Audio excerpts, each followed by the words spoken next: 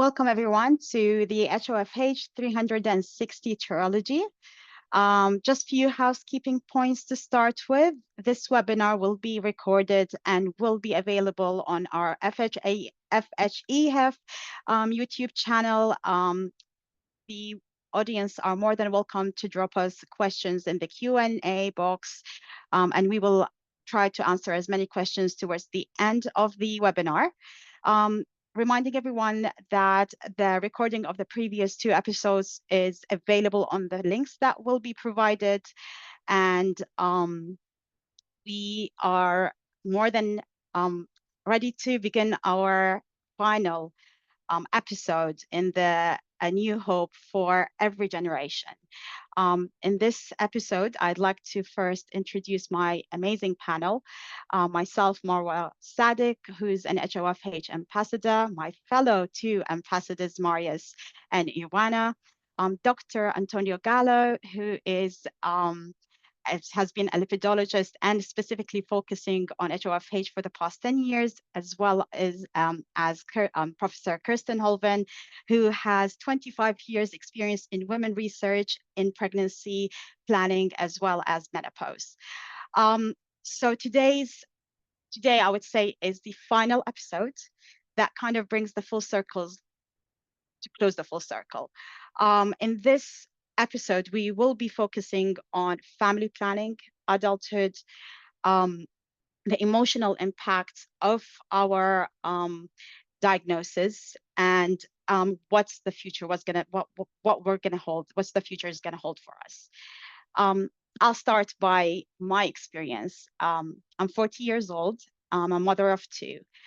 In the previous episode, it was spoken about starting adulthood and rebelling and experiencing the change from pediatrics into adulthood.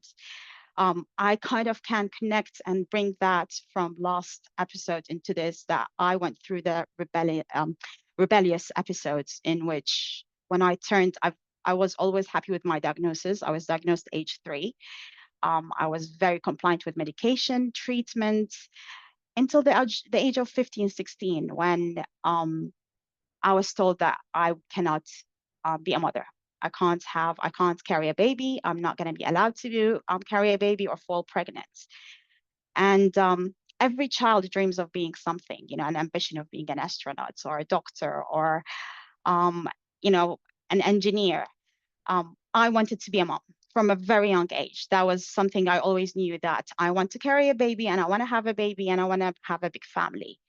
So when I was told, as I started to get older, that this is not going to be a possibility, I wasn't happy. I never let my diagnosis affect me. I never, thought that I can't do this because I have HoFH. I've played sports, I've traveled, I've done everything. But when my professor sat down with me at the age of 16, 17 and said to me, you'll never get pregnant. We don't know the side effects. We don't know if you can carry a pregnancy. We don't know what the future is going to hold if you fall pregnant. So it's a no. I remember going to my dad and I was crying and I said to him, I'm done. I'm done dealing with this disease, diagnosis, disorder. I want to have a liver transplant. Quite young, rebelling, not happy. My dad was very logical. He said to me, okay, if you want to do that, go do your research and we'll see where it gets to.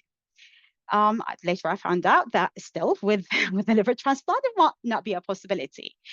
And then going through relationships, trying to speak to future partners about your diagnosis was a big challenge.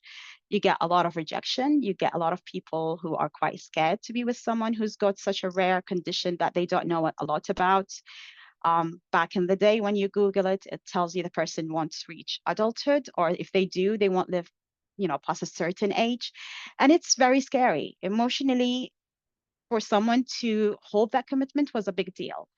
And it played a big part into trusting someone to tell them, hey, are you ready to start a relationship? Do you want to start a family? It was a big taboo subject to open up, and you're scared of rejection. And then I met my partner and I told him, when we got really serious, I said, hey, listen, if we do start family planning, it's not going to be easy. I need you to be tested because if you're carrier of the gene, um, I can't have a baby. I don't want to have another HoFH baby. It's not fair on the child. My parents didn't know, so I can't blame them, but I can't do that to my kids. So I spoke to my doctor. There was a new doctor to the one who told me you can't have children. And I said, listen, I'm ready to start a family. I want my partner to be tested. So we went through the testing period. He came out. Luckily, he didn't have the gene. And then when we were ready to start a family, it was a long process. Nobody tells you that. Um, we first had to check. It was a team of doctors. It was my lipidologist, it was the obstetrician, it was my LDL-apheresis nurse. It was a team thing. Emotionally, it was exhausting. Physically, it was draining. It affected my work life. They didn't understand that. Why am I going to the doctor so much? Having to consider medication, what's going to happen with my medication. I have to stop it before we start the process of having a baby to get the medication out of my system. Luckily, I had with my first child, I was pregnant till 9 months. I had a natural delivery, and she was tested straight away from the placenta blood to see if she's carrying the gene. She's heterozygous. She's 13 years old now. And then a few years later, again, we decided to have another baby, went with the procedures of doing stress tests, echoes, everything under the sun. I was monitored so closely. LDL-apheresis was carried out twice a week. So it was a long journey, a draining journey, a difficult journey that I never thought that could happen. And I was told it won't happen. You have to have the right team around you. You have to be strong in every aspect, physically, emotionally. Know that your partner is with you and is going to support you through the way, and to have the right team. But I would do it in a heartbeat. I would not hesitate. Having them is the best thing that has ever happened to me. I do sometimes feel bad that I know that they're carrying part of my gene and they are on medication, but knowing the future medications and treatments, I know they're going to be okay. So from my side as a mom, it was very difficult, but nobody talks about how it is to be a father who's carrying that disorder or that gene. So I'll pass that proudly to my fellow ambassador, Marius, and I'll get him to take the floor. Thanks, Marwa. Thank you very much for having me on the webinar. Yeah, I'll get into that. My name is Marius Skeppers, 52 years old, was diagnosed with homozygous at the age of 2. The disease has been quite a roller coaster for me from childhood to adulthood. And as previous webinars have covered already, early childhood and early adulthood has all their various challenges, and each phase is very unique. So I also went through the rebellious phase. I think probably everyone with homozygous do go through the rebellious phase. So got married at 24, first marriage. And I think that's where it all sort of started for me. At school, they told me I'm not allowed to play any sports. So when I weren't under my mom anymore, I started playing cricket competitively. That. And then other thing of me is I like my food. I am a man, and I can say I love food, all types of food, especially my seafood. I was born in Cape Town, as you know, that's the seafood capital of South Africa, and prawns and crayfish are my indulgence, my little sin every so often, every 2 or 3 or 4 years, depending on what my cholesterol is. My wake-up call came at the age of 31. I had a triple bypass. My world sort of came crashing down my rebellious side, and I had to sit back and reevaluate my life, reevaluate where I was going to, on health-wise, looking at my path, and I had to make some difficult choices. and with those difficult choices, I probably went through the most stressful things in life, and that is a divorce and changing your job.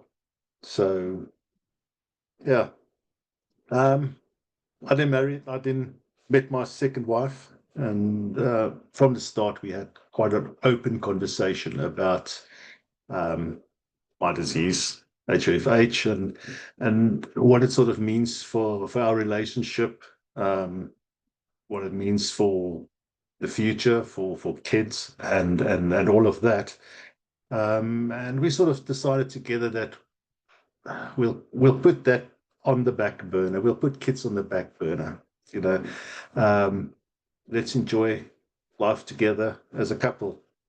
But we always had this nagging thing in the back about children, and we were rapidly approaching the age of 40, where my wife said to me, "You know what? I'm going to be 40 very soon, a few years, and we need to start really thinking about this now. Are we going to have kids or not?" And I said to her, "Well, I would love to have kids, but I'm worried that having children, that my kids will have to go through what I went through." Um, and that was a big worry for me. I don't want my children to go through the same um, pain. Comes to all the needles and constant blood, getting drawn from you and all of that. Um, and also having the xanthomas on their skin and all that goes with it. Where when you're at school, I know I went through it where kids made fun of you.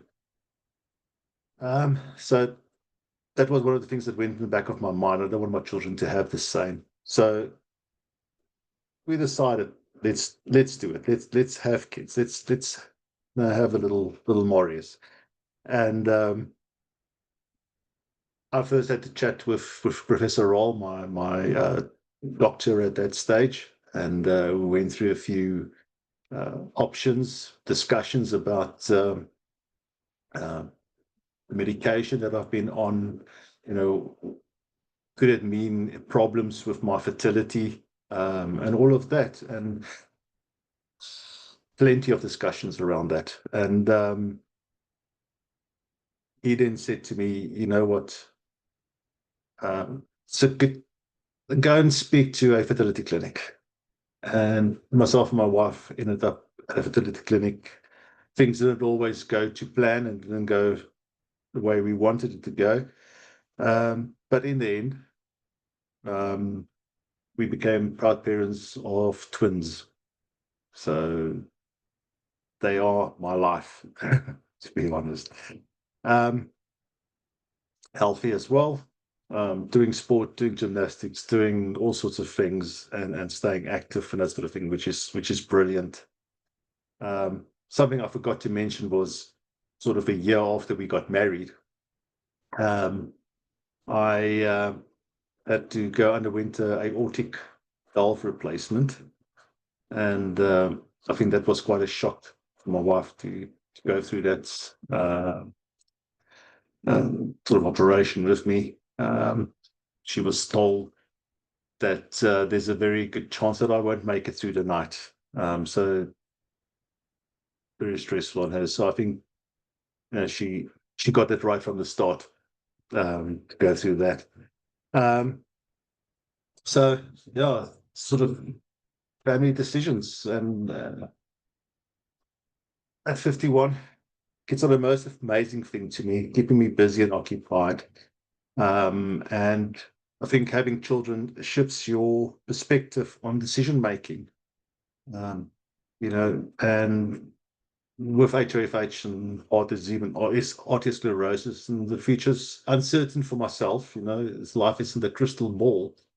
Um, and some of the thoughts that come onto your mind, pressing thoughts, is, will I see my daughter's and my son's prom night? Will I experience that? Will I be there? With my disease, and both of them when they get married. Will I walk my daughter down the aisle? Um, will I have a whiskey with my son before he gets married? It's those sort of things. And I think, unlike many other fathers, sometimes people that don't have HoFH. I think for them it just comes natural to believe that they are going to be one day at all these special events in their kids' life. Where for us, can't take the moments for granted.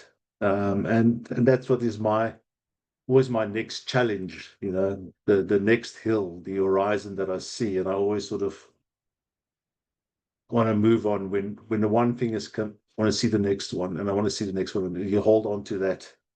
So yeah, I think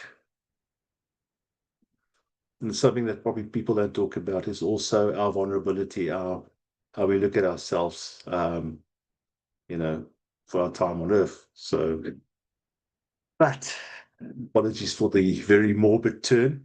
Um, Amazing treatments and advancements is happening every day. If I look at over the last decade, the future is just so positive. Nearly daily you find out new things that are happening out there, new treatments, medications, and all those sort of things. And just it's gonna. I just think that you know early diagnosis of this disease is extremely important, and with the right treatment and all of that, people will live a lot longer. And as I was thinking to myself the other day when I was sort of evaluating what am I going to say in this webinar. You're doing Uh, amazing, Marius. I don't think you need to um, worry about that. It's yeah, so it's like so I think a disease that once was seen as a sort of a death sentence become like having a cold, could become like having a cold one day. It's treatments and the things are moving in such a way that the next generation of us, my children's children, that sort of thing. It's like I say, it's taking a tablet for a cold and you won't have cholesterol issues anymore. And, and that's that's what the we hope, thing. Marius. Yeah. That is what we hope. That's the thing. We have to cling to hope. So I really can't wait for tomorrow. So thank you. Thank you, everyone. Thank you very much for this amazing and emotional. And I couldn't agree with every word more than what you said. It's you think for minutes that it's not about you anymore when you have kids. It's about them. So you look after yourself and your health even more because you want to live that day longer, that month longer, to see milestones and how their future is gonna be. I always said and I always joke, I want to have wrinkles and gray hair and I'll welcome them with open arms because we never used to dream before if we're gonna have that. We were told you won't have that. So I think Yes. who makes it possible and who helps us through this is the experts. And it's my pleasure to pass the mic to Dr. Antonio Gallant, sorry, to tell you about our future and what's the future going to hold for people with our diagnosis. Thank you very much for this stories, for sharing the stories with us today. It's quite difficult to take the word now because it's quite it's very powerful to hear all these stories and to hear what patients really go through across their whole life journey living with this disease. I have prepared just a few slides in order to just for support for what I'm going to talk about. The idea was just to share with you how the cardiovascular risk in homozygous familial hypercholesterolemia evolves with age. And what we know is that this genetic defect that is the cause of this disorder is associated with a very high increase of LDL cholesterol levels, which go through a deposition of this excessive cholesterol in vessels, and which is the main cause of vessel disease, heart attacks, and the aortic valve replacement. You've probably already seen these slides when you see that the higher the exposure to LDL cholesterol, the earlier is the risk that a cardiovascular event might occur. And this is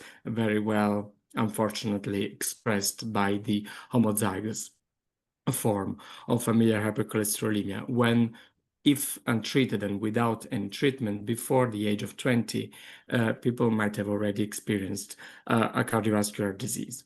But we see that when we start a treatment, we can slow down and we can lower the slope of these lines, and so we can have a much longer delay before a cardiovascular event might appear, or even before maybe a simple plaque might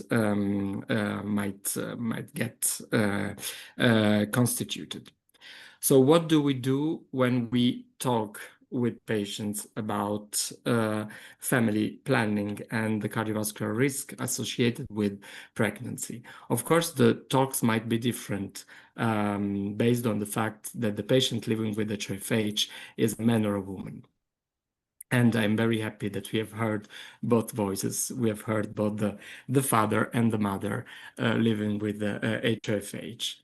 Actually, the question are quite different, and I thank Marwa for her story, for sharing her story, because what really changes in the practice and in the organization of the follow-up of a pregnancy is indeed the fact that there might be already a cardiovascular disease that is already established. In this case, the risk for the woman might be actually quite high, and so there is a necessity of having a very highly skilled and multidisciplinary team that would follow along the whole pregnancy the future mother.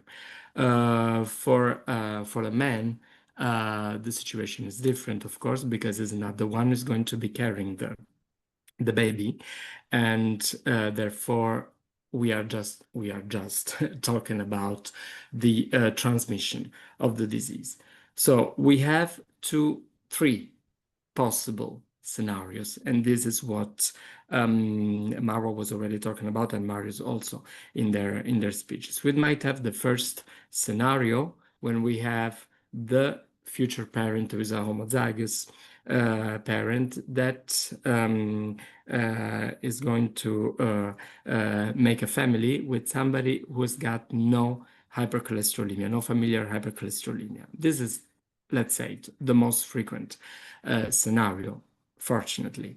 And there is a 100% solution. There's a 100% outcome, which means that the child is going to be a heterozygous. So it's going to be carrier of one only copy of a defectious gene. This means that his hypercholesterolemia is not going to be as severe as the one of the parent. And this is where I take a lot of time, and I really insist on the fact that their children's life journey is not going to be the same as theirs. Marius was sharing his apprehension, his worry about the fact that his children might go through the same life experience as his. Well, this disease is another story. We are going from a rare disease to the most common genetic disorder, and this is what really changes in the whole approach of familial hypercholesterolemia, and I'm going to come back to this in a moment. The second scenario is when, by a bit less of chance, the patient, the future parent with HoFH, meets a heterozygous FH patient. So in this case, we have a 50% chance of having a baby with homozygous FH and a 50% chance of having a baby with a heterozygous form of FH. The third scenario is really, really rare, is when two people with HoFH would want to make a family, and in this case, that would be 100% chance to have an HoFH baby. I want to show you this results, talking about children, even if this is a study that Professor Wigman, who is among us today, conducted in the Netherlands. You can see that this is about the heterozygous form, but it doesn't matter. Children being treated early in life compared with their parents who have been treated much less in delay because of treatments that were not yet available, because of knowledge about the safety of treatments that was not there yet, have already met a completely different trajectory in their lives. And the freedom from cardiovascular event has been almost complete for children living with HeFH when they have been treated very early in life. So you see two lines, the red and the black one. The black has got a slope that starts going down. This means that cardiovascular events occur, and this concerns mostly the parents with HeFH who had been treated after the age of 30 years. For children with HeFH, so for their children, for their siblings who started much earlier, around the age of 10 to 15, you could see that no cardiovascular events occurred. So no cardiovascular risk might be the final outcome when an efficacious treatment is started very early. What I hope is that we will see this also for HoFH children and families pretty soon. And this is going to be possible through the novel treatments that are actually available. You know that these treatments depend on the underlying disorder, so on the expression of this LDL receptor. And we know that in homozygous FH, in certain forms of homozygous FH, there is almost no LDL receptor. So the problem is when there is no LDL receptor, some of the treatments currently available are not going to be the most efficacious, or at least are not going to be enough to achieve an adequate control of hypercholesterolemia. So we see, you can see it here, that, for example, when we add PCSK9 inhibitors to statin and ezetimibe, we go down up to 84% in subjects who don't carry any genetic disorder, and we limit this efficacy at 58%, which is already a lot in patients with HoFH.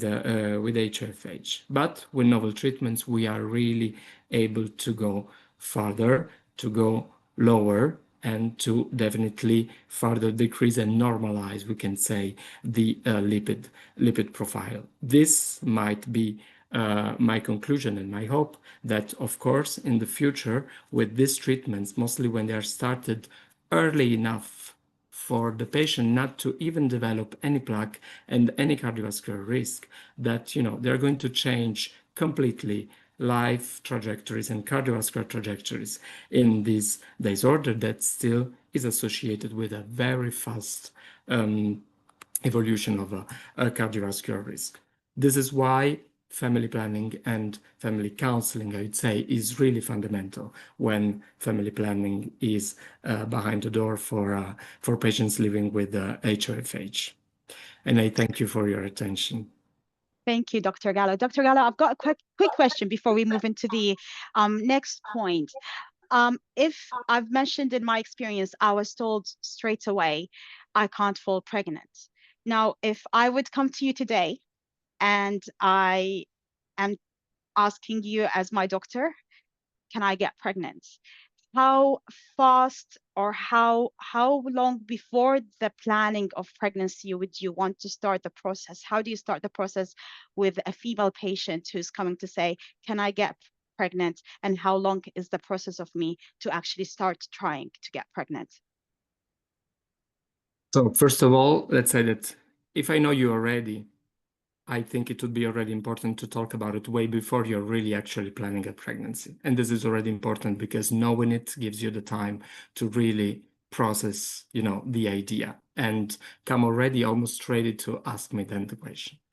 But if I'm seeing you for the first time, just to address this question, this specific question, the first thing for me would be, let's check how your heart is doing. Let's check what your arteries are telling us about your story, about your disorder, and let's act, as a consequence. Let's see what are the risks that you might be incurring in this pregnancy.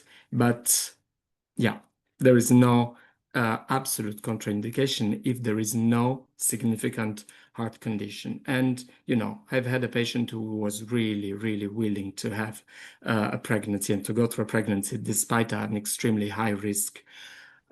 We afford the risk as long as the patient is, I mean, we follow the choice of the patient. Of course, the patient needs to be aware of the risk that she might be facing. Of course. Thank you so much. Thank you for your input. It's amazing.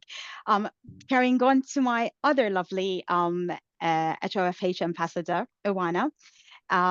I would like to invite you to the floor to let us know about your experience of someone who's at an age of maybe starting to think about family planning, to think about that future, how it's going to look like for you as a patient with HoFH. Hello, everyone. I am 35 HoFH patient from Poland, and recently there is more hope in my life than usual. But my story begins much longer before I was born, because I'm not the first case of HoFH in my family. Because I had a sister, older sister, who had HoFH, but I wasn't meant to meet her because she died at age of 13. She was born in 1975, and there were no options for her in Poland at that time to find a really good cure for her. And by the age of 13, she had a heart attack and unfortunately died.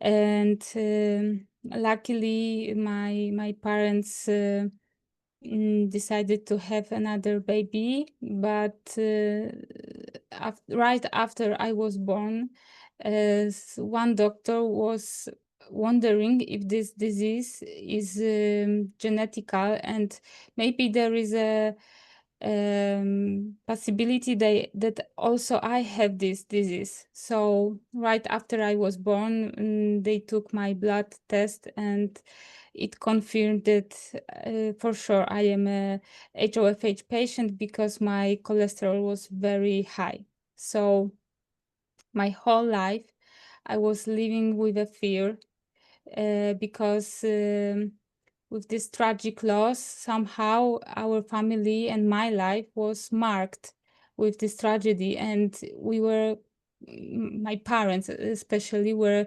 focused on keeping me alive and finding the best treatment for me. So there was never, no one ever mentioned for me to plan family, to start a family, to plan pregnancy, and so on, because I was struggling actually with my stuff, with my disorder, and finding best way to live. And on Did it my come across your mind? Sorry, did it come across your mind that you would want this one day, or it was just something that you didn't even think of? Family planning in the future. Yeah, actually, for me myself, I've never felt very sick, actually. This disease doesn't hurt. And it's on for in my case it was about taking medications. I never had apharesis or something, but I wasn't in pain or something like that, and I was thinking that maybe it wouldn't be that scary and that horrible. I knew that my baby would have one gene from me for sure, and for 100% it would be heterozygous. But after all, it's not that bad. But I I wasn't looking for a relationship, and I was single for the most time of my life. And yeah, after I was after I reached the age of 18, I had to take responsibility for myself and leave the hospital for children. And I reached the point when it was kind of a plateau or something. Like I knew I had my pills, and that was all for that time I could do. And I wasn't looking for some better options to lower my cholesterol even more.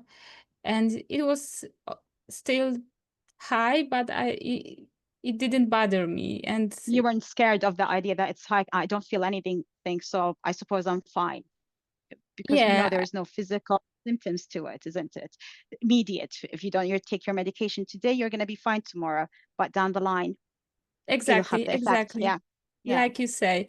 And I was still making blood tests and some tests for my veins or heart, and it was fine. So I was thinking that maybe I have more luck in my life, and that I am lucky to be alive, to live long. And yeah, it was kind of rebellion for me to after so many years in hospitals and visiting doctors, I was finally free, but it was kind of um,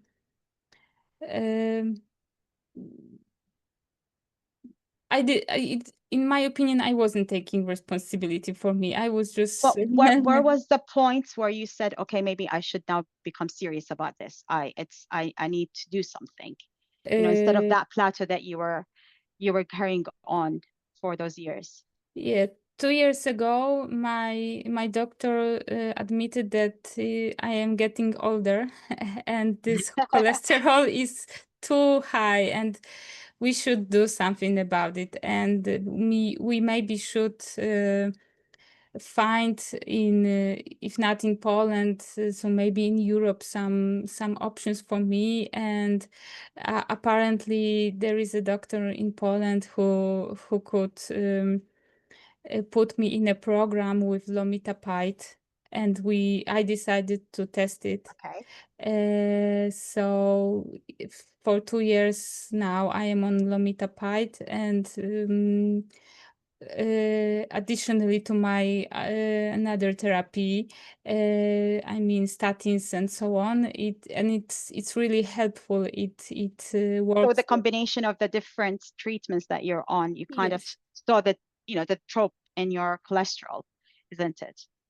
Yeah, it's really low, like with healthy person. So yeah,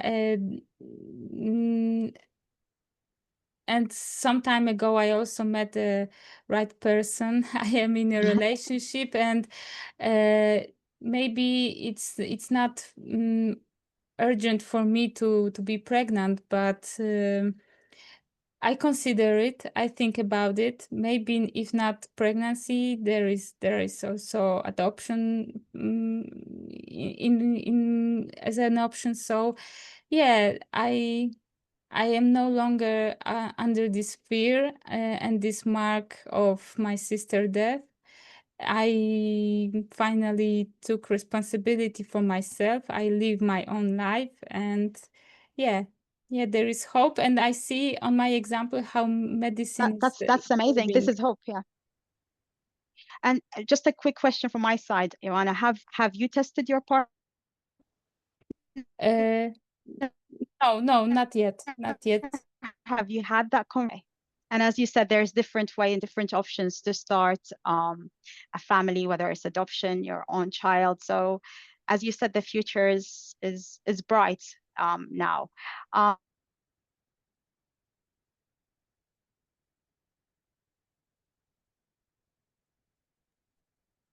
More Marwa? about, yeah. No, you were breaking. I Sorry, couldn't hear you. sorry.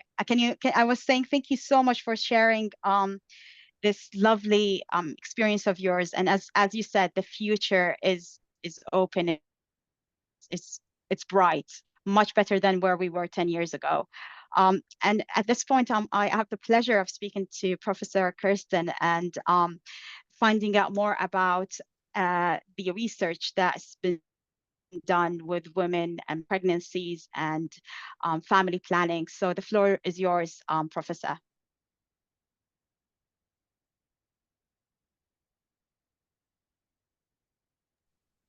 Thank you so much. I'm just trying to get this presentation in. Is it okay now, the presentation? Perfect. So thank you so much, and thank you for all the previous speakers. It makes such an impression to hear those stories for those of us who are working with the FH, but not actually having FH, but just it's very strong. And I always found it so unique to meet the patients, because actually they ask me questions that I find that I cannot answer, and that gives me a lot of ideas. I'm thinking, okay, we need to research, we need to do more research, because we don't really know the answers to the question. So yeah, so thank you for that. So I will focus on first just going through the current recommendation and guidelines that Professor Gallo already has shown. But then I also want to show some results from a study that was recently published, not by myself, but it was from the Netherlands, where they actually asked the healthcare professionals what they do in practical life. What do they follow the recommendation? What has actually been done? And then finally just end a little about what are the women thinking about? What are the concerns of the women with FH? So just briefly, the guidelines that these are from the 2019 guidelines, say that as a recommended lipid-lowering drug should not be given when pregnancy is planned, during pregnancy and during breastfeeding period. For severe FH patient, one can consider as bile acid circumstance and apheresis. And then, of course, in 2023, there was a specific consensus on HoFH, where they say that HoFH women should be offered weekly or fortnightly lipid apheresis during pregnancy and reintroduction of statin, plus other lipid-lowering therapy from the second trimester onwards appears to be safe. And this is something new, because, as I said before, and I mean in the previous slides, these recommendations has previously been very specific that all lipid-lowering treatment should be avoided. But now they are sort of making it more easy to recommend from the second trimester together with the patients. And then they also emphasize that reintroduction of lipid-lowering therapy should be postponed in lactating women with FH, HoFH, due to the possible transfer to the breast milk. So, but what do the healthcare professional actually do? So this is a study that was carried out by Janneke Mulder in the group of Janine Rüters van Lede, where they actually ask specifically healthcare professionals treating patients with homozygous FH. And as Professor Gallo also alluded to, the family planning starts very early. So I was very happy to see these results, that actually almost 80% of the healthcare professionals, they always discuss family planning with the patients, and also regarding contraception. And again, 50% of those that talked about family planning, they discuss it with both the female and the male patients and their partner. And this is important, because it's important that both the female and the male patients take responsibility. Again, as Professor Gallo alluded to, 1 in 3 of these healthcare professionals, they would advise against pregnancy if the cardiovascular disease risk were deemed too high when you stopped your treatment. But here there was an interesting finding that it seemed to be more often if the health professionals were male than in the female healthcare professional. The female healthcare professionals were more likely to discuss the risk and benefits with the patients. Regarding pregnancy, then, as I said, only lipoprotein apheresis and the bile acid sequestrants is allowed. And most of these healthcare professionals, they recommended discontinuing the lipid-lowering therapy, both during the conception, the pregnancy, and the breastfeeding period.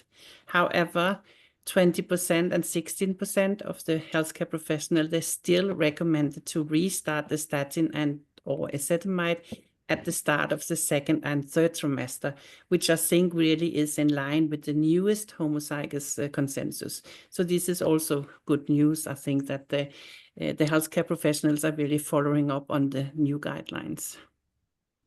And for breastfeeding, they specify that reintroduction of lipid-lowering therapy should be postponed in lactating HoFH women due to possible transfer to the breast milk. And also nearly half of the healthcare professionals advised women with HoFH to shorten the breastfeeding duration so that they could start on statin treatment or the lipid-lowering treatment. So then when we go and ask the women, what is it their concerns, what are they worried about? And this is a study that I've done myself, and this is done in heterozygous FH, just emphasizing that, but still I think that many of the concerns are similar. And half of the women, of course, they had concerns about using or have used cholesterol-lowering medication in pregnancy. 20% of the women that we asked in this study had more than 4 years without treatment in relation to pregnancy planning and breastfeeding. More than 40% had concerns relating to use of cholesterol-lowering medication and breastfeeding. And 20% of the women, they said that they had stopped breastfeeding early because they wanted to start statin treatment. And finally, in this study, few of the women had appointment with a physician specialized in FH during pregnancy. Maybe that is more for the heterozygous. The most homozygous women with FH most likely are followed up at a specialized physicians.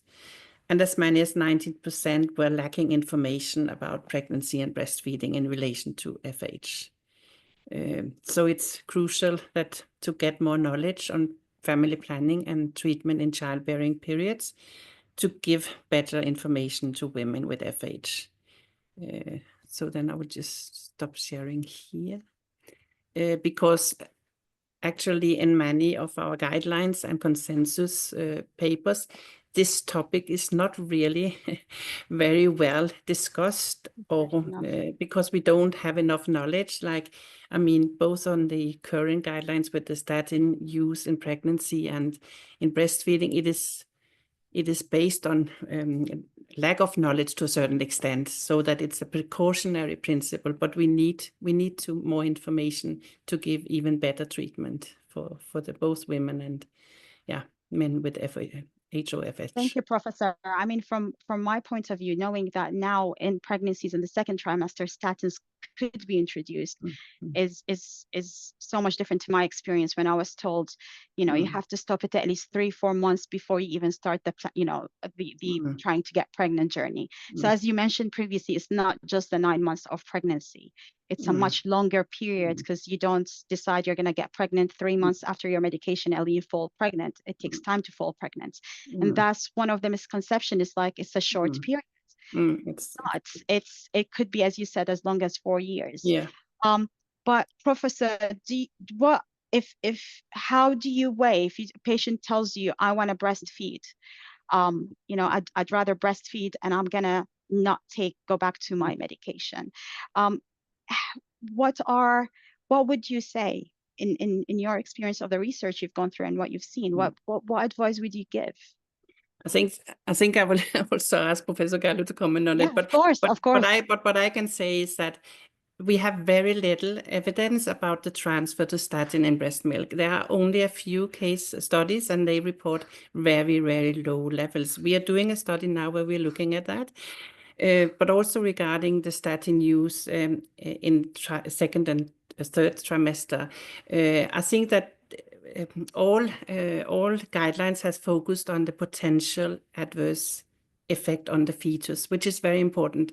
But then they have not balanced it against the effect on you the homozygous women Exactly. with FH that we know would have this extra burden of cholesterol through the pregnancy. They've only focused, as I see it, on the fetus, which is, so I think that now I think that the new guidelines and the new consensus with the HoFH, where they said that you can start in this second and third trimester, now try to balance, because as the data are on negative effect on statins are they are not very good evidence that statin use in pregnancy has any negative effect. It's a precautionary principle.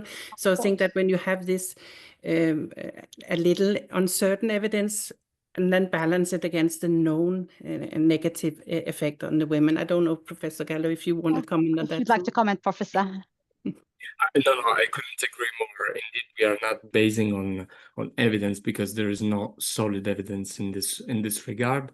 What changes in homozygous FH is that when it is available, it's kind of an automatic switch to apheresis. So there is still a treatment that we try to keep on going on along the whole pregnancy and, of course, along the breastfeeding time. So when apheresis is available, this kind of let's say dampens a little bit the levels of cholesterol and helps controlling a little bit.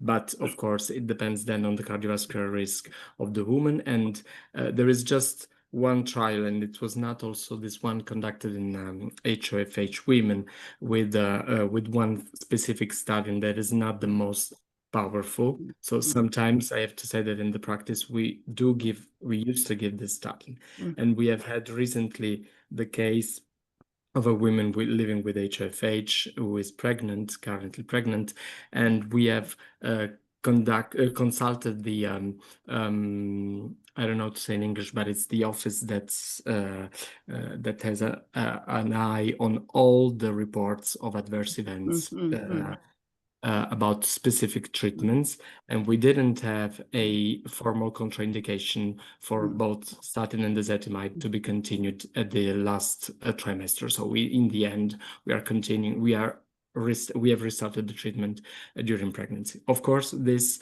is something that does not follow the guidelines, as Professor was saying. Yeah, we don't have enough evidence, but I mean, in the specific cases, which why it's important that, of course, patients are followed in a bit more specialized centers. And I think that you need to weigh the evidence, because, as you say, there are very little evidence, and we also look at that with the statin use in pregnancy in a very big cohort, 800,000 pregnancies, and we don't see any negative effect of the ones that have used it early.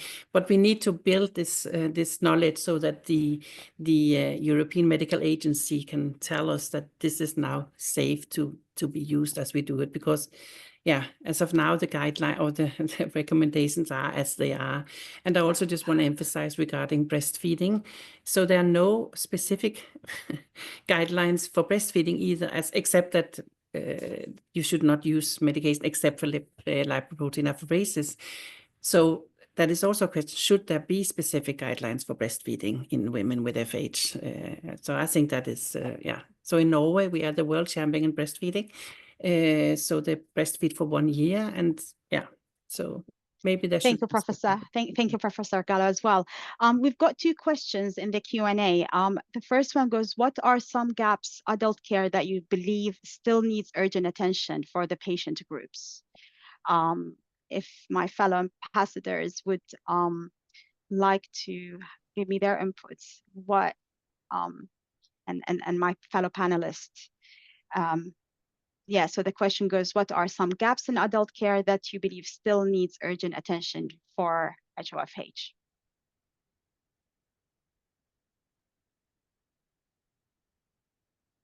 It's a very good question. I think the gap comes down to, I think, the information and the simplicity of the information that must be provided.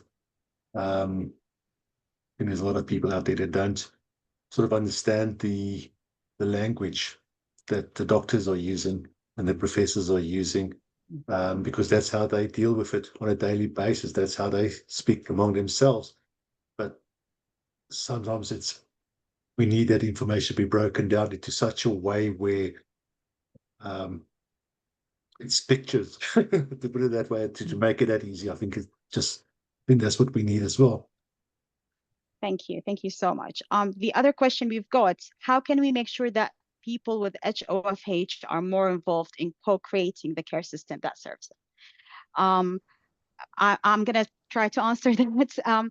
I think for me as a patient, I think an open conversation with your medical team and with your partner and your family. It's having this open conversations and being realistic, not trying to jump 100 miles when you haven't done the first mile. That's what I think from my point of view, but from our experts, Professor Gallo, Professor Holvin, if you got any comments. Well, Kirsten, I go. I couldn't. I mean, I agree with the fact that it's really important to communicate with patients openly and to share knowledge, because we learn a lot, as Professor Robin was already saying it. We learn a lot from exchanging with patients, and often some ideas really come from what patients are wondering, because we can't be in your skin all the time. As empathic as we might be, this is really not always possible. So communication is the key.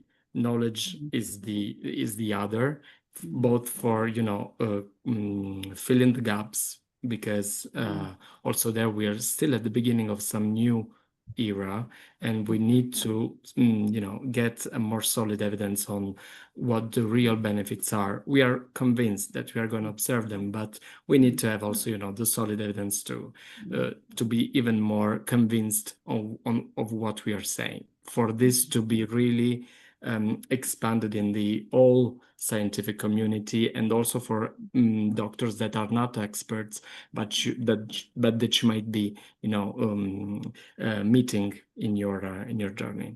Of course, and as we're probably part of this foundation, this patient foundation, this having us as ambassadors sitting together, speaking, bringing our own experience, because sometimes I am going through something and I think I'm alone, but when you sit with the other patients, because you know how incredibly rare we are, so to hear someone else say it, you think, oh, so it's not just in my head, this patient is feeling the same thing. So uniting under this one organization, I think, gives you a more powerful impact into creating a better care system, and improving the prospects, the future prospects, I think, when it comes to our diagnosis. Sorry, Professor. No, I just want to add also that, also remember that, because sometimes I get the impression that you, and as Mario said, that we talk our own language, so we who are professors and doctors, but you are the ones that actually feel the things. I mean, you don't be afraid to ask these questions and ask us, because often I cannot answer, and I'm thinking, okay, this is a really good, I haven't thought, is that how you feel, or is that how it is? And then we can go back, we can look into the literature, we can try to find out, are there any answers to that? But remember, I mean, you are very, very valuable for us also to, of course, some things we know, but I still think that there are things that we have never thought about, because as Antonio said, we are not in your skin. So don't be afraid. I mean, I think you're sometimes afraid that you will appear stupid, but these are really questions that we need to hear. I mean, we need to hear how you're feeling. So thank you so much, Professor. Thank you for your input. It's been very valuable. I'd like to thank everybody, and just remind everyone that this recording and the other 2 recordings will be available on our page. The links will be shared, and I just want to remind everyone before everything ends, we are still open to the logo competition, HoFH logo competition. Again, the link will be shared in the chat. And finally, I'd like to thank our sponsors, because without them, they made this wonderful contribution and support for the HoFH Awareness Day campaign. And of course, my lovely panelists, I would not have done it without their support and their lovely input and information that were incredibly valuable, from their emotional journeys, as well as the experts who let us know that the future is bright and this is just going to get better and better for all of us. So thank you, everybody. And I hope everyone have a lovely evening, afternoon, morning, whatever the time you're watching us from. Thank you so much, everyone. Much, much appreciated for watching us.